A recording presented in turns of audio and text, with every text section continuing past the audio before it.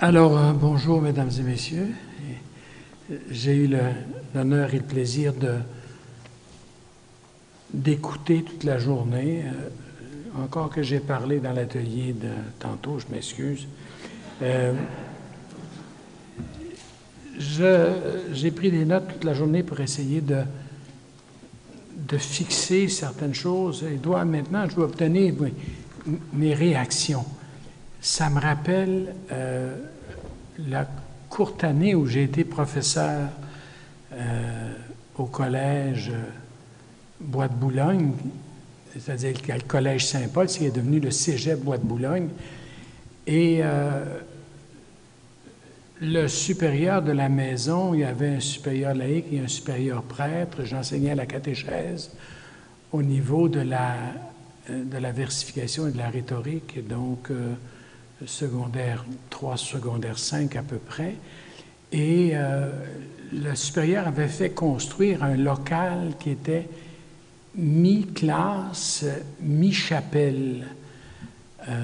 Et il voulait qu'on amène les étudiants dans cette classe-là où il y avait une espèce de contexte religieux, mais avec des adolescents, ça ne marchait pas très fort et les élèves aimaient mieux être dans la classe que dans ce local de catéchèse. Et le supérieur, lui, voulant justifier l'investissement, exerçait des pressions assez fortes sur moi pour que j'aille au local de catéchèse. Et à un moment donné, il y a un jeune qui m'a dit, ici, il dit, c'est un laboratoire, puis il dit, on a des réactions de curé. Alors, j'aurai donc une réaction, j'espère que ce ne sera pas une réaction de curé, à la suite de votre journée. D'abord, je me permettrai de vous dire que j'ai été favorablement impressionné compte tenu du contexte global, du vieillissement, des abonnements, des gens qui se désabonnent, des personnes qui nous renvoient leur abonnement avec presque leurs lunettes en disant « je suis plus capable de lire », comprends-tu? Donc, etc., je m'attendais à ce qu'on soigne nos plaies, et je n'ai pas trouvé ça du tout. Et j'ai trouvé qu'il y avait une grande sérénité, une grande créativité, un bel enthousiasme, évidemment, bien mis en évidence ce matin par un de vos conférenciers, M. Jasmin Lemieux-Lefebvre. Je ne sais pas s'il est parent avec l'autre Mme Lefebvre qui est venue dans la journée, Solange, mais il y avait là quelque chose de très frais, et de même tous les rapporteurs, tantôt on a vu, le monde a applaudi après. Quand est-ce que vous voyez du monde applaudir après un retour d'atelier, hein? Et les gens l'ont fait. Bon, il y a quelque chose de très frais, très beau. Je ferai une petite chose qui m'a surpris énormément hier, en regardant la télévision, c'était de me rendre compte que Calgary avait élu un maire musulman. La dernière des choses à laquelle j'aurais pu penser, ce serait que quelqu'un en Alberta élise dans une ville d'une importance certaine où les cow-boys sont rois, un musulman. Là, j'avoue que j'ai été complètement abasourdi. Et le reportage qui suit ça, évidemment, le type a une belle gueule, c'est magnifique, et c'est tant mieux. Et en même temps, ce que le reportage nous dit, c'est qu'au début de la campagne, il y avait peut-être 1% dans les sondages, et que tout son travail s'est fait par les médias communautaires.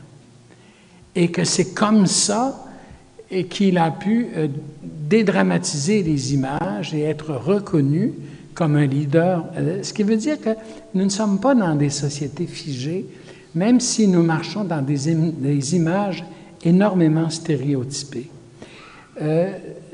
Ce qui m'a frappé dans la journée, c'est que, évidemment, moi, j'avais plus retenu communication et société, qui est l'ancienne OCS, que je connais depuis toujours, et je m'attendais beaucoup à une réflexion sur le rapport, un peu dans le sens de l'atelier de M. Leclerc aujourd'hui, un rapport sur le milieu catholique et la société, les communications sociales, Or, évidemment, l'ensemble du travail a plus porté sur, et là, il faut revenir au thème qui est bien celui-là, je l'avais mal lu, les médias catholiques tournés vers l'avenir, c'est supposé être l'objet de ma conférence.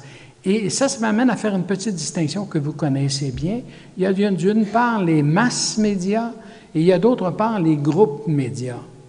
Et j'ai feuilleté un certain nombre de revues qui sont affichées là-bas et la plupart des groupes, des médias qui sont actifs ici aujourd'hui sont plus des groupes médias que des masses médias. C'est-à-dire qu'ils rejoignent un public d'un univers donné. C'est pas juste une petite association, mais il reste que ça me semblait l'essentiel de votre préoccupation. Donc, je reviendrai sur deux messages. Un message au plan de mes perceptions au niveau de comment est l'Église globalement comme communauté par rapport à un monde médiatique sur lequel actuellement la porte est fermée. Hein? Nous avons peu d'audience dans les médias. Quand on en a, c'est pour rappeler les scandales ou les questions de sexe. Quand on parle d'autres questions, on nous ignore complètement. Et ce que j'aimerais dire là-dessus, c'est que, et c'est une parole que j'ai entendue dans l'atelier de M. Leclerc qui me semble absolument fondamentale. M. Leclerc a fait une critique radicale des médias ce matin, rappelant que les médias, de fait, depuis 20 ans dans notre société, se sont essentiellement dégradés et sont devenus la main agissante du monde financier.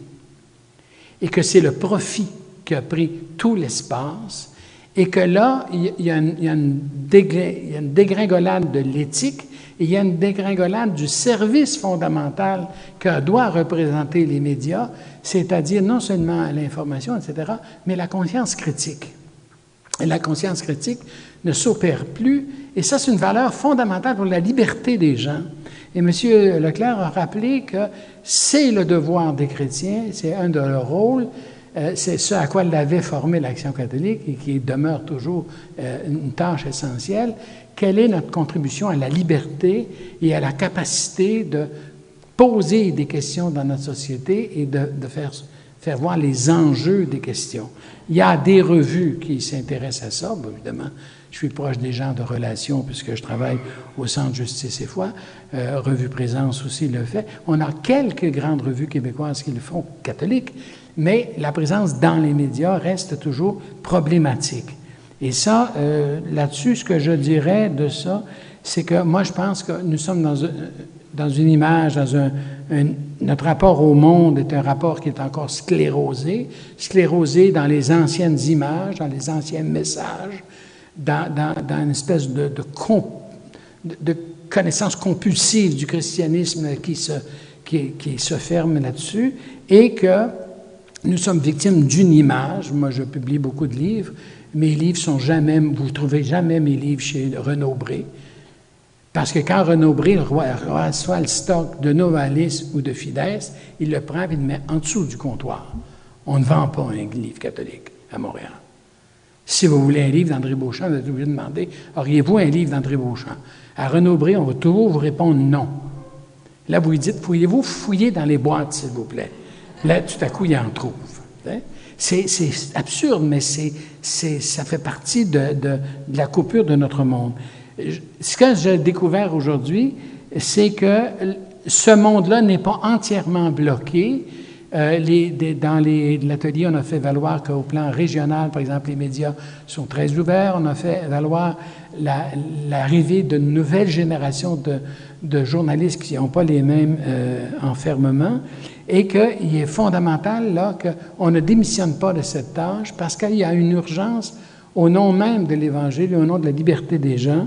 Et je dirais là-dessus, et là de mon propre gré, que le passage va se faire en passant du religieux au spirituel, d'une insistance fondamentale sur l'éthique et sur la qualité du message, sur la justice, et sur une autre dimension qui apparaît maintenant, c'est celle de l'esthétique. La revue Relations a fait un numéro très beau sur la beauté, et ça m'a rappelé une phrase de Dostoïevski, « La beauté sauvera le monde ». Et dans le monde où on a tellement d'horreur. Hein, et la télévision se concentre tellement sur la violence et sur l'hyper-tout, hein, que revenir et faire émerger le sens de la beauté, c'est quelque chose d'extraordinaire. Par rapport à votre réseau interne de médias, et ça, c'était dans notre atelier avec Mme Lefebvre, c'était tellement amusant de voir les franciscains qui s'aperçoivent que la famille franciscaine est peu connue dans la famille catholique.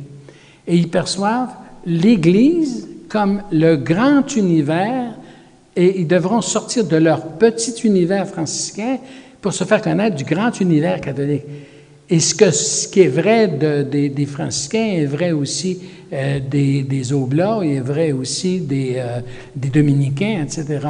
Il y a des mondes catholiques marginalisés, enfermés, et qui doivent tout à coup s'ouvrir à un univers plus large. Et là, il y a de l'interfécondation qui peut se faire, qui est absolument formidable.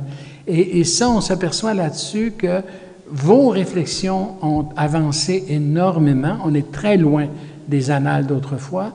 On a changé l'image, on a changé les thèmes fondamentaux, on a changé les préoccupations, et on est en train de diversifier les médias. On sait bien, quand on a un message à passer, il y a toujours 4 questions qu'il faut se poser. Quel est notre public cible? Quels sont les objectifs qu'on veut poursuivre, l'objectif d'information, de formation, de controverse, d'éveil, de sensibilité, etc. Quels sont ensuite les médias qu'on met de l'avant, et on met des médias différents selon la variété des publics, selon leur âge, et ensuite, la 4e question, qui est toujours l'argent. Et je pense que l'ensemble des ateliers que vous avez eus aujourd'hui ont permis d'explorer tous ces axes-là, de sorte que le sentiment que j'en ai eu en vous voyant, en essayant d'écouter, c'est que le temps n'est pas à la déprime, mais qu'au contraire, les médias tournés vers l'avenir sont bien vivants, ils sont tournés vers l'avenir, et on est peut-être beaucoup moins vieux et beaucoup moins moribond qu'on aurait pu le penser, et qu'au contraire, il y a des axes tout à fait prometteurs, qui